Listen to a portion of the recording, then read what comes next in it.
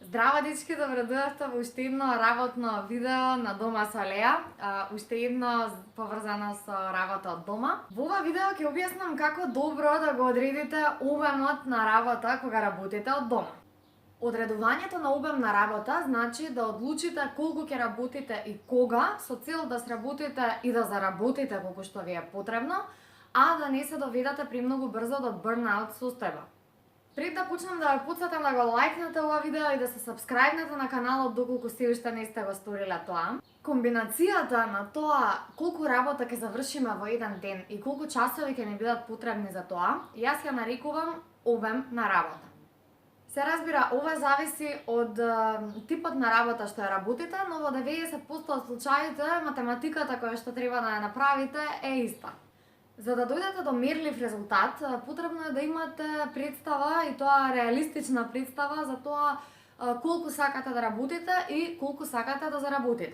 Најпрво осигурете се дека вашите очекувања се реалистични. Например, ако моментално работите работа која што месечно ви носи 200, 500 и 900 евра, а очекувате да станете милионер со работење од дома и тоа набрзо, во тој случај ќе заработите само дебело разочарување. За да одредиме колку пари ни се потребни, потребно е да направиме листа на тоа колку трошиме месечно за режиски трошоци и една листа неделна во која што во текот на една недела ќе ги запишуваме сите трошоци ден по ден како што ги правиме. Месечната листа од прилика ќе ги опфаќа сметките за струја, вода, парно, интернет, телефон, кирија, ратите од кредитите кои ги имаме и така натаму.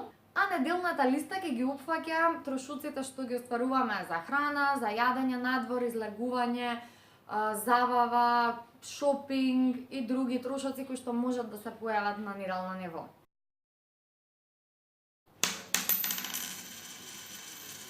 Листите од прилика ќе изгледаат вака.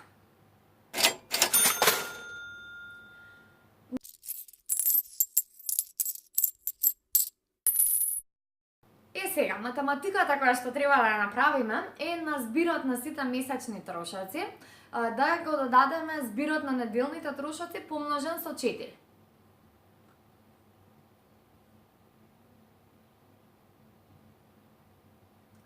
Збирот од обете е минималната сума која целиме да ја заработиме на месечно ниво. Ваквиот распоред задолжително мора да го искомуницираме со партнерот, родителите, децата доколку се полнолетни или заработуваат, односно сите кои што остваруваат активни приливи во семејниот буџет. Ова е важно бидејќи некои од месечните трошоци се заеднички и како такви треба да се планираат заеднички од заедничкиот буџет, на месечно или на годишно ниво.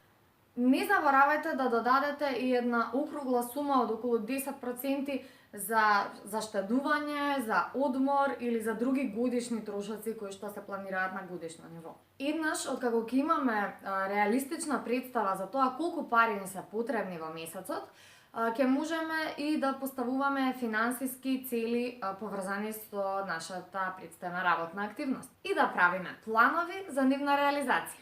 За да не биде комплициран примерот, ќе објаснам со нето суми, нормално во зависност од тоа што работите и како го регистрирате она што го работите, вашите бруто суми може да се разликуваат. Например, збирот на нашите трошоци е 18.000 денари, а нашата услуга поединачна чини 5.000 денари нето. Работните часови поврзани со остварување на оваа минимална цел треба да ги опфатат сите активности поврзани со работниот процес. Колку време ни е потребно да најдеме клиент, да ја оствариме соработката, да ја испорачаме услугата или производот и сите оние работни процеси кои одземаат време а произлегуваат од целиот овој процес. Состаноци, одржување на социјални медиуми, мејлови и така натаму. Например, на секој исконтактирани 30 потенцијални клиенти остваруваме една продажба, односно добиваме еден реален клиент. Да речеме дека еден клиент го контактираме од прилика за 20 на минути. 30 контактирани клиенти по 20 минути са 600 минути, што на ниво на една недела, на 5 работни дена, например, може да значи дека ќе поминеме 120 минути, односно 2 часа во секој ден посветени само на контактирање на потенцијални клиенти. Потоа, на пример, одржување на социјалните медиуми може да ни одземе околу половина час секој работен ден. Работата на самата услуга или на самиот производ може да ни одземе, на пример, 12 часа, 12 работни часа. Ке имаме и 2 состанока од по 2 часа секој и од прилика можеме да дојдеме до реалниот број на часови работа кои што не очекуваат. Конкретно во примеров што го зададов, кој што воопшто не е прецизен, нели? Доаѓаме до 29 работни часа неделно, односно тоа поделено на 5 дена испаѓа нешто помалку од 6 часа во ден. Се надевам ова видео ви е од корист. Извинете доколку очекувавте дека ако работите од дома ич нема да работите. Воопшто не станува збор за нешто такво.